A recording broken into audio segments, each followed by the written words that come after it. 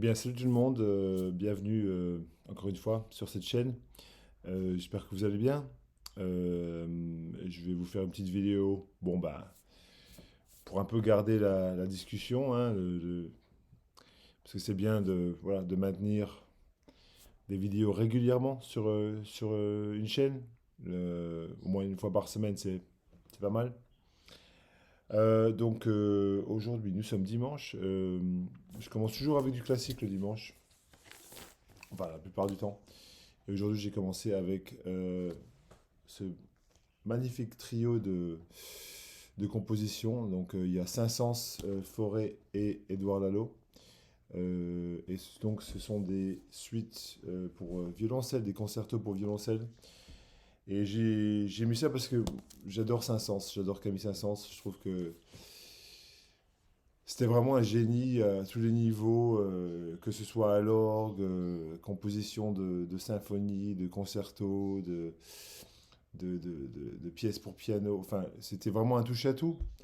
Et en fait, je pense qu'il est sous-évalué un peu, Saint-Saëns. On ne le met pas au même niveau que certains autres compositeurs de cette époque-là. Et pourtant, malheureusement, il devrait. À juste titre d'ailleurs.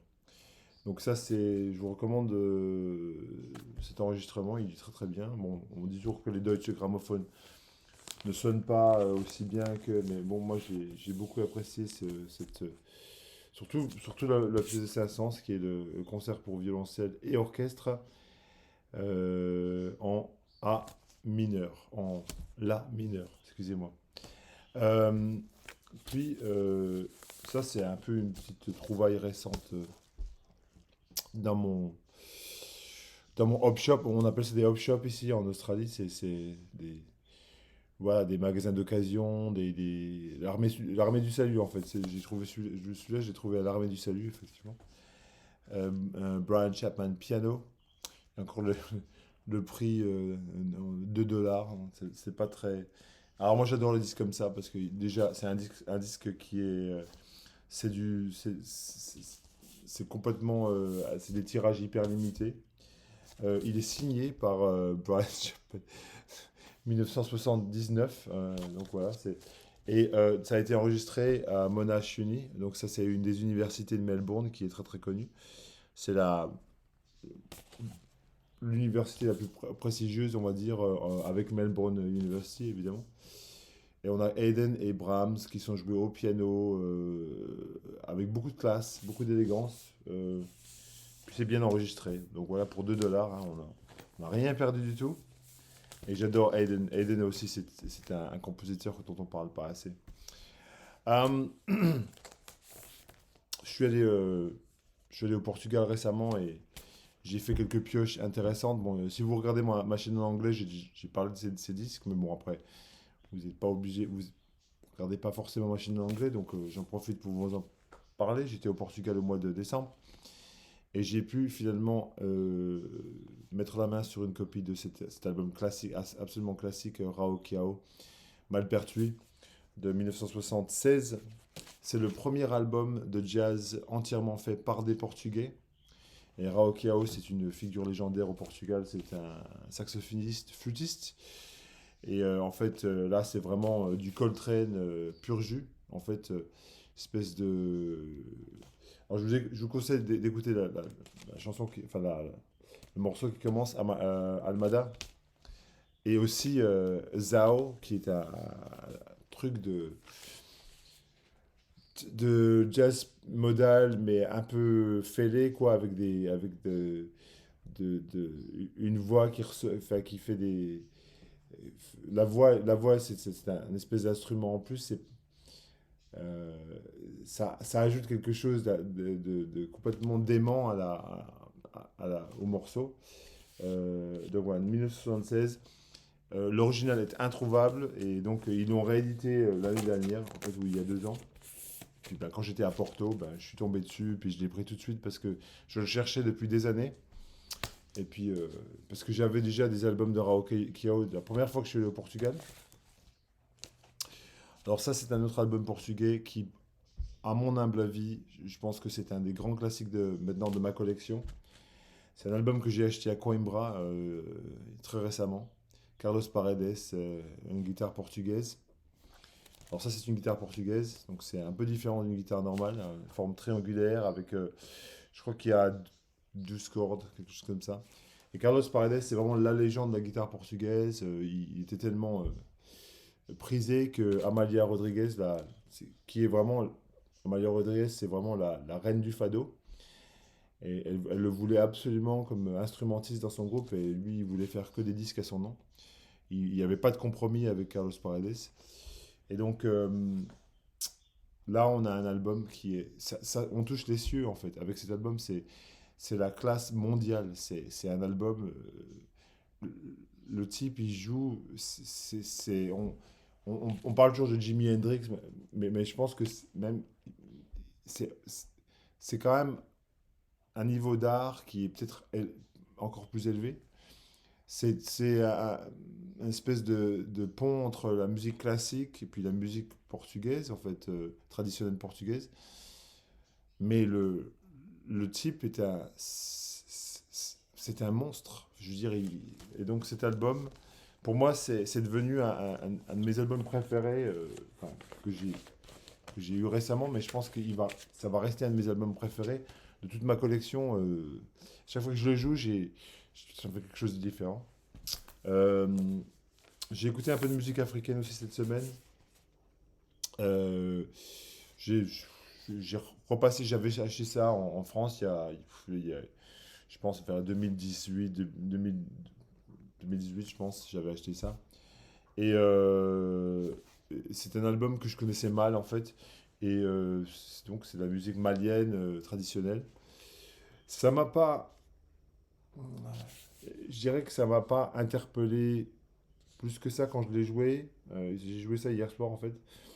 Mais en fait, je pense que j'ai pas prêté assez d'attention. Pourtant, il y a c'est une belle brochette d'instruments avec du balafone, de la kora, et puis du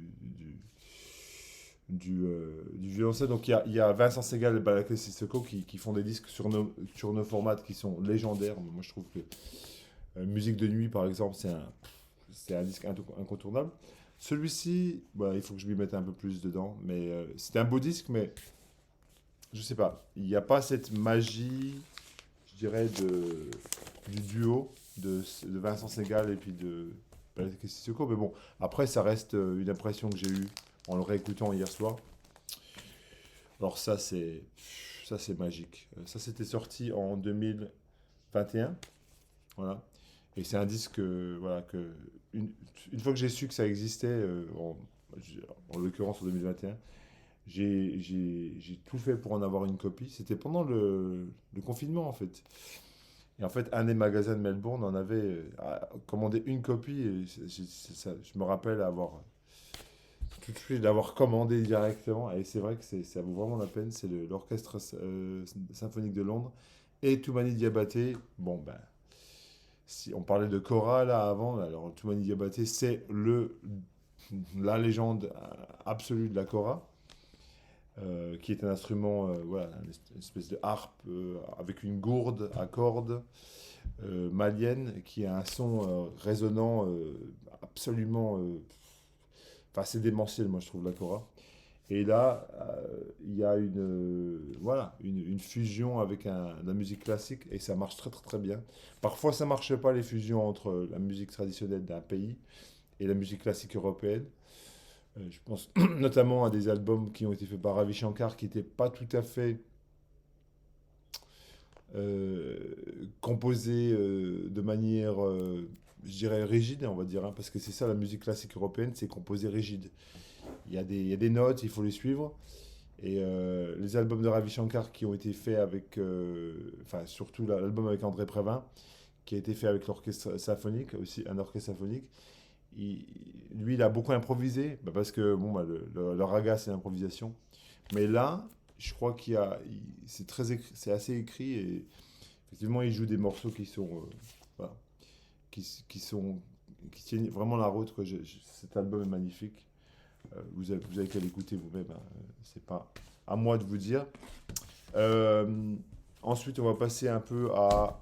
Bah, alors, cette semaine, le 15 en l'occurrence, le jeudi qui va venir, je vais voir ce groupe qui joue cet album en entier au Melbourne Recital Center.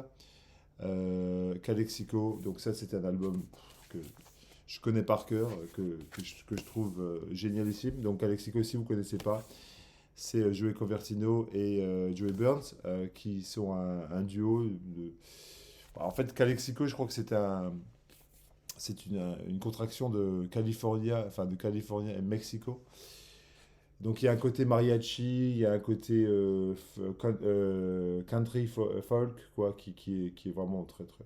Bah, ce qu'on appelle old country, donc la country alternative, mélangée avec un côté un peu, oui, mexicain, et aussi un très fort, un très fort élément Ennio Morricone, enfin spaghetti western là-dedans qui est très très évident quand vous écoutez ça. Alors il n'y a que des classiques, hein, Sunken Waltz, Quattro, voilà, Not Even Stevie Nicks, moi c'est une de mes chansons préférées de tous les temps, quoi. J'adore cet album. Et donc je vais les voir jeudi soir au Melbourne Recital Center. Hey, j'espère que ça va être à la hauteur de mes attentes. Voilà. Et bientôt je vais aussi voir à Rouge Aftab 2 semaines plus tard et je pense que ça va être aussi génial, entre autres. Alors, je vais vous parler un peu de musique ambiante, expérimentale. On va aller là-dedans. Alors, j'ai beaucoup écouté cet album récemment. C'est Carla Del Forno. Pour ceux qui ne connaissent pas, c'est une musicienne compositrice australienne qui vivait à Londres jusqu'à quelques années. Maintenant, elle est revenue en Australie. Elle habite à Castlemaine. C'est une petite ville, peut-être 2 heures d'ici. Et c'est une ville qui est très hippie, très alternative. Et en fait, souvent, c'est des gens comme ça, des artistes, qui forment des colonies là-bas un peu. Parce c'est un espèce de microcosme artistique, Castlemaine. C'est une très jolie ville, hein, c'est pas très grand, hein. Et donc, elle est revenue et puis elle a fait cet album, qui est magnifique, je trouve. Moi, j'adore Carla Del Forno, je la suis depuis des années. Et ça ressemble à la pochette, la musique. C'est de la pop ambiante en fait, hein. C'est de la pop ambiante un peu abstraite à certains égards.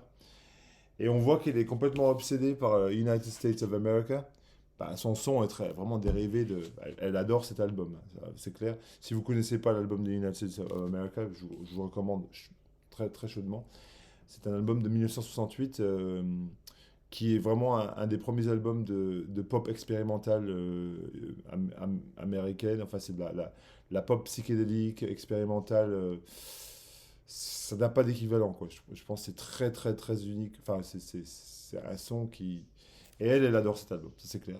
Et donc, on le sent dans cet album Come Around. Donc, ça date de l'année. Il y a 2 ans, 2022, sur le label Callista Records. Et ce qui est intéressant, c'est que Callista, c'est la ville d'où elle vient. Enfin, c'est pas une ville, hein, c'est un village, hein. Et c'est pas loin d'ici, c'est à 20 minutes d'ici, d'où j'habite. Donc ça, il y a quand même une connexion directe avec mon environnement local. C'est de la pop ambiante. Et pendant que je reste sur de la pop ambiante, ou sur de l'ambiante, qui est génialissime, je vais parler de Laurel Hello. C'est difficile, on passe du français à l'anglais, c'est un peu bizarre les prononciations.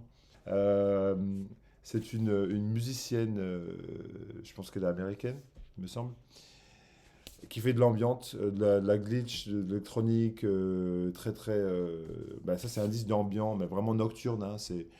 On est vraiment dans des atmosphères vraiment soporifiques. On est parti dans des. C'est des disques que tu vois, tu peux les jouer à 10 heures du soir tranquillement. Et puis voilà, tu pars dans un. Si tu veux t'endormir, c'est génial aussi, quoi. C'est génialissime. Et c'est sorti l'année dernière. Et c'est un de mes albums préférés de l'année dernière, en vérité. Je pense que si Esther est en train de me regarder, Esther Musique, je sais pas si tu me regardes, ben, je pense que tu en avais parlé de cet album aussi, je sais que tu es fan. Et moi, je l'ai adoré depuis le début. C'est un superbe album. Puisqu'on parle d'ambiance, hein, on va rester en ambiance. Ça, c'est un album que j'ai acheté il y a 2 jours, hein. Tout nouveau.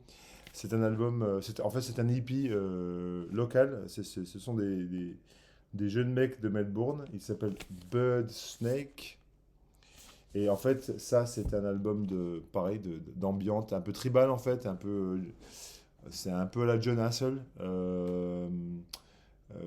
mais plus électronique, on va dire. C'est une version plus électronique de John Hassel. C'est un espèce de mélange entre l'ambiante, le fourth world, donc la musique de John Hassel, et puis euh, un peu un peu de techno vraiment légère, quoi, de la techno ambiante, quoi.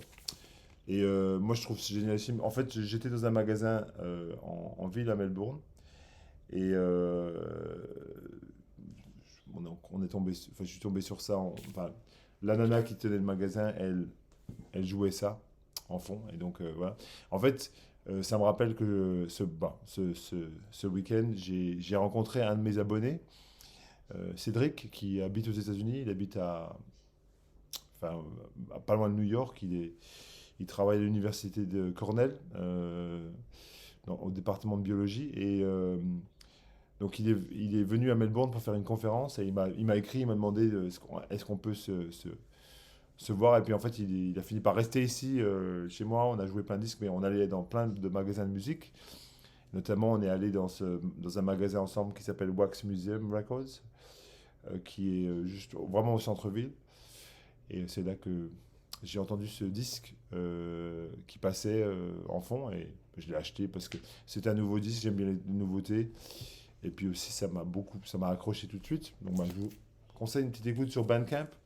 Euh, alors, je continue. Puisque je suis en ambiante, j'ai aussi écouté ça. Saint-Malo. Alors, c'est pas français du tout, hein, Saint-Malo. Saint-Malo, c'est lui. C'est son nom de scène, c'est son nom de plume. C'est son blaze, on va dire, hein, si vous êtes français. Donc son blaze, c'est Saint-Malo. C'est un artiste de Madrid. En fait, j'avais acheté ça à Madrid voilà, j'étais à Madrid au début du mois de décembre. Et j'avais pas acheté grand-chose à Madrid, j'avais acheté 3 CD. Et donc ça, c'est un des CD que j'ai acheté. Et vraiment, il est super, il est génial cet album. C'est le pont entre le classique moderne, un peu on va dire à la Yann Tiersen, en fait. Je pense que c'est une bonne référence.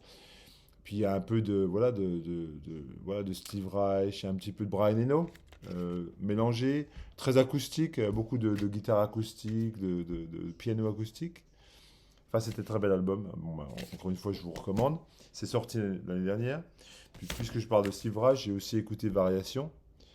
Euh, voilà, ça c'est du classique Steve Reich avec de la musique pour des instruments à cordes. Enfin, voilà, winds, instruments à cordes, instruments avant et des claviers.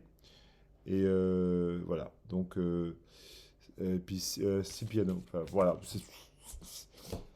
je crois que j'ai pas besoin de parler de Steve Reich trop, parce que bon, Steve Reich, c'est quand même c'est, c'est la musique classique contemporaine, moderne classique, minimaliste par excellence. Donc bon, on va pas non plus épiloguer trop longtemps.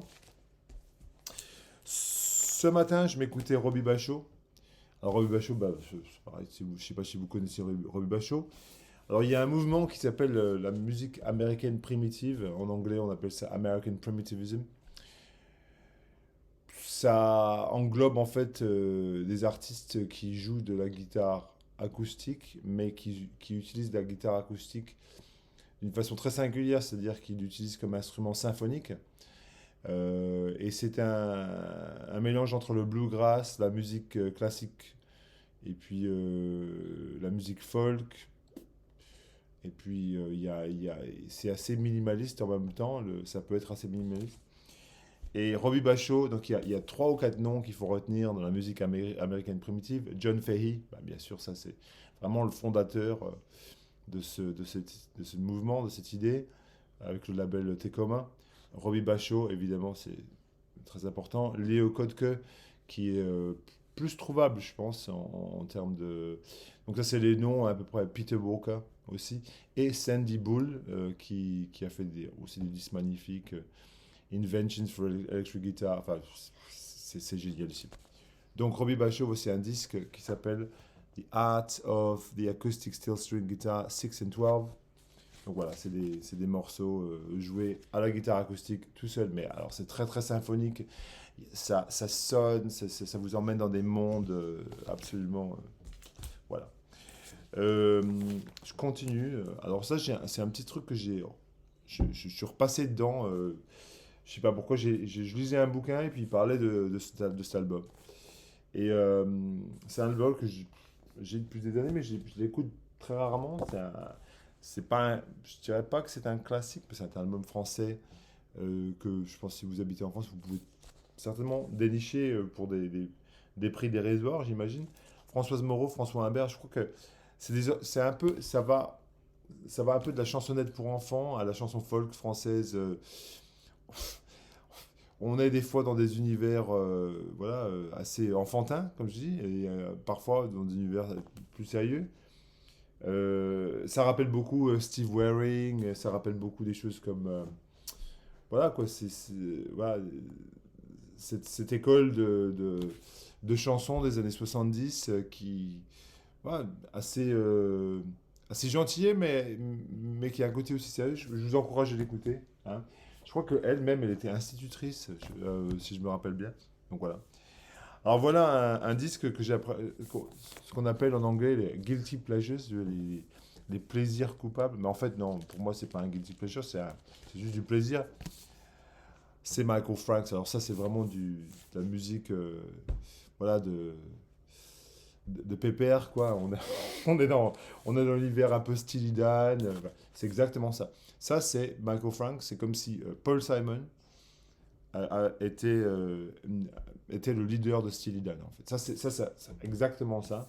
Parce qu'en fait, les musiciens, vraiment, c'est des musiciens de haut vol, enfin, Larry Carlton, enfin, voilà. C'est des Joe Sample qui joue du keyboard. Donc, c'est du jazz rock, en fait, mais avec un peu un côté folk, enfin, folk pop, quoi. Moi, j'ai l'impression d'écouter Paul Simon, des fois, quand j'écoute Michael Franks, des fois, je me trompe. Et c'est très poli, enfin, c'est très policé, quoi. Voilà, c'est vraiment ce qu'on a slick, comme on dit en anglais. Si vous aimez Steely Dan, moi j'adore Steely Dan, enfin j'adore les premiers albums de Steely Dan, j'ai pas honte de le dire, je les aime beaucoup. Hein. Et ça, moi je trouve que c'est des disques qu'on trouve à 5 dollars, mais moi j'écoute ça, voilà, même pas ironiquement, hein, en vérité. On va parler un peu de jazz maintenant, hein, parce que, alors j'avais un pote qui est passé ici il y a une semaine, et puis il me demandait, oui, bah, donc c'est un ami du coin, quoi. Et il me demandait, oui, mais alors les albums de jazz français que tu recommanderais, qu'est-ce que c'est? Alors je commençais à chercher parce que mes albums de jazz sont classés en européen et américain, donc j'ai tous mes jazz européens, donc j'ai cherché. Puis j'ai dit, bah, celui-là, il est bien, quand même. Hein. Le Baroque Jazz Trio, je sais pas si vous êtes familier, si vous connaissez. Attendez, comment il s'appelle? Parce que. Alors, Philippe Combel, voilà, c'est ça. Jean-Charles Capon et Georges Rabol. Voilà, donc ce sont leurs noms. On a du tabla, comme vous pouvez voir, du violoncelle et le truc qui rend ça baroque, parce que ça s'appelle Baroque Jazz Trio, c'est le clavecin. Donc on a un mélange détonnant de clavecin, enfin, c'est un peu comme de la musique de Bach avec des accents indiens. Et puis, enfin, c'est joué dans un mode jazz. C'est du délire complet, le Baroque Jazz Trio. C'est un album. Ça date de 1970. C'était sorti sur Sarava à l'époque. Alors, moi, j'ai pas d'original, hein, c'est une réédition. Mais, puis qui sonne très très bien d'ailleurs, hein, cette réédition, elle est très très belle. Je crois que ça a été même réédité encore une fois par Souffle Continu, mais moi, c'était ma réédition de 2004, ouais, donc voilà. C'est... Mais c'est génialissime. Génialissime. Et pareil pour, bah, ça c'est un classique de chez classique, je lui ai sorti Cortex, hein, Troupeau Bleu. Bah, est-ce que j'ai besoin de parler de Troupeau Bleu? Donc Cortex, ça c'est le groupe de Alain Millon, qui joue du clavier, qui chante. Pour moi, c'est vraiment un, un mélange de pop et de jazz funk, en fait. Ça, c'est vraiment le... Vous avez qu'à écouter La Rue ou L'Enfant Samba, ou bah, voilà, le 8 octobre 71, c'est génial, quoi. C'est génialissime. Sorti en 1975. C'est l'album jazz funk français par excellence. Bon, bah, je vais finir avec quelques disques de jazz. Alors là, celui-là, ça, c'est un monstre absolu. Ça a été réédité cette année. C'est assez difficile à trouver en original. Hein. Donc c'est la réédition de BBE. Donc BBE, si vous ne connaissez pas, c'est un label anglais, Barely Breaking Even. Et donc BBE, ils font des rééditions de disques japonais parce que le type qui tient ça, il est absolument obsédé par le Japon, le jazz japonais.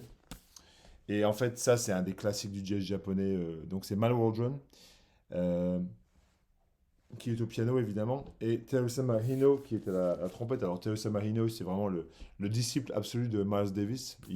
Il adore Miles, et puis bon, ça s'entend. Et là, c'est un disque tonitruant. Alors, on va le dire, c'est vraiment. Vous êtes prêt à vous prendre une claque sonore. C'est voilà. Donc ça s'appelle Free. Non, comment ça s'appelle Suite de quoi Reminiscent Suite. Voilà, c'est ça que ça s'appelle. Voilà, l'album. Voilà. Je continue avec bah, celui-là, je me suis réécouté récemment aussi. Alors ça, c'est aussi un monstre, hein, on est bien d'accord. As the Ages, Sonny Sharrock. On a Pharoah Sanders au sax. On a évidemment Sonny Sharrock à la guitare. Et je crois qu'il y a Elvin Jones qui joue de la batterie là-dessus. Et c'est produit par Bill Laswell. Alors bon, bah, ça, c'est un album clé, classique. Il faut l'avoir. Enfin, moi, je pense que c'est un de ces albums. Alors, c'était sorti en CD en 1991, me semble-t-il. Donc c'est vraiment un album qui est sorti à l'époque du CD. Donc en fait l'original est vraiment, ça c'est un original en fait, en CD, mais il est ressorti en vinyle deux fois. Voilà, je sais pas si on avait vraiment besoin d'un vinyle pour ça, mais et c'est un très bel album. C'est du jazz spirituel modal de haute voltage, il est génial.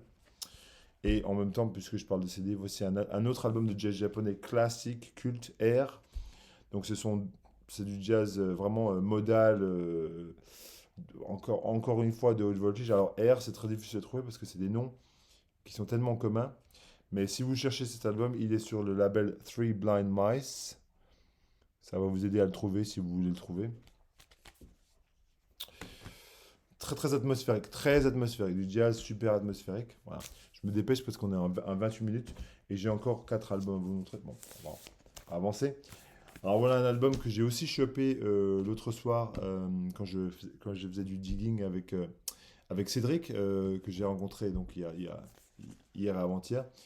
Alors ça c'est un album que je voulais acheter à l'époque, mais il était trop cher, 2021. Et là chez Wax Museum, il était en prix réduit, il était dans le bac de prix réduit, alors je l'ai pris tout de suite. The Broken Record, The Architecture of Oppression Part 1. Donc ça c'est du jazz anglais, UK jazz. Alors, je crois qu'il y a même Shabaka Hutchins qui joue là-dessus. Il y a. Donc voilà, c'est un album vraiment de la scène anglaise. Et donc, c'est vraiment un disque qui est fait pour. Voilà, le message, c'est de combattre le racisme, les discriminations en Angleterre, au Royaume-Uni, envers la population voilà, euh, afro-caribéenne, on va dire. Et en fait, c'est un album très politique. Il y a de la soul, il y a du jazz, il y a des côtés assez. Ouais, c'est très politisé, donc c'est un côté mais c'est un superbe disque, moi, à mon humble avis, c'est très beau. J'ai écouté. Alors, ça, c'est un album superbe aussi. Keep Ann Ryan, je ne sais pas si vous connaissez. Donc, Keep Ann Ryan, c'est un musicien new-yorkais fin des années 70 qui a vraiment mélangé la musique latine, voilà, latin jazz, avec la no wave. Donc, il y a un côté très Bill Laswell, euh, et qui se clash vraiment avec la musique latine à la Ray Barretto, tout ça. Et cet album, c'est un de ses albums un peu plus tardif, c'est de 1987. Et il y a aussi un côté vraiment, comme Cédric me disait l'autre soir, il y a un côté vraiment Tom Waits. Alors moi, je pense que c'est vraiment un cousin d'albums comme Swordfish Trombones ou bien Rain Dogs. Ça, c'était un album qui a un peu ce côté sonore, nocturne, un peu déjanté. Allez écouter. Alors, un autre un espèce d'ovni aussi, Terry Plummery's Ongoing. Ça, c'est un album. C'est difficile à décrire en fait cet album. Donc il y a John Abercrombie, Rafton. Donc ce sont des musiciens de ECM en fait qui sont très, très, très connus sur le label ECM. Et Terry Plumree, donc il compose ça et il joue de la basse. Puis bon, il y a des orchestres à cordes, il y a des guitares. Enfin, je veux dire, il y a tellement d'instruments sur ce truc. C'est des morceaux quasi symphoniques. Je vous conseille d'écouter la première chanson, Boneless One, qui est un morceau d'ambiance. En fait, c'est un morceau d'ambiance jazzy. Enfin, c'est transcendantal en fait. Ça vous fait vous écouter ça, vous flottez dans une espèce d'univers. Alors, je sais pas si c'est facile à trouver cet album en France. Ça date de 1978, mais enfin, c'est magnifique. Vraiment magnifique. Euh, je me suis rejoué cet album, Protomoro. Ça, c'est un album de jazz de Melbourne. Ça fait très Herbie Hancock, mais à la sauce 2021. C'est sorti en 2021. C'est un côté très funky, très acid jazz un peu, mais vraiment Herbie Hancock, c'est vraiment ça ressort très très très, très forcément. Et j'adore. On trouve ça à Melbourne, dans tous les magasins pour vraiment, c'est vraiment ce qu'on appelle le cheap heat, quoi. C'est des albums qui valent, enfin, je veux dire, les gens achètent pas ça parce qu'ils connaissent pas. En fait, tu mets ça sur le tourne-disque, tu te prends une claque monumentale, parce que c'est tellement un bel album. Et puis, ça, j'ai joué ça ce matin, The Bruce Cage Quartet at the Opera House. Donc ça, c'est un disque de jazz australien de 1978. Donc c'est du jazz modal. Euh, c'est vraiment pas connu du tout, hein. C'est sur le label 44, Fortifo, dont j'ai parlé sur cette chaîne avant. Donc je pense que voilà, il faut écouter en live. Mais bon, après, ça, c'est pas non plus truc essentiel. Moi, je collectionne le jazz australien, donc voilà. Bon, 33 minutes, c'est déjà beaucoup. J'espère que vous avez voilà, apprécié cette vidéo. Et puis, comme d'habitude, hein, faites-moi des petits commentaires, parlez-moi, n'ayez crainte, hein, moi je réponds à tout le monde. J'invite même les gens chez moi.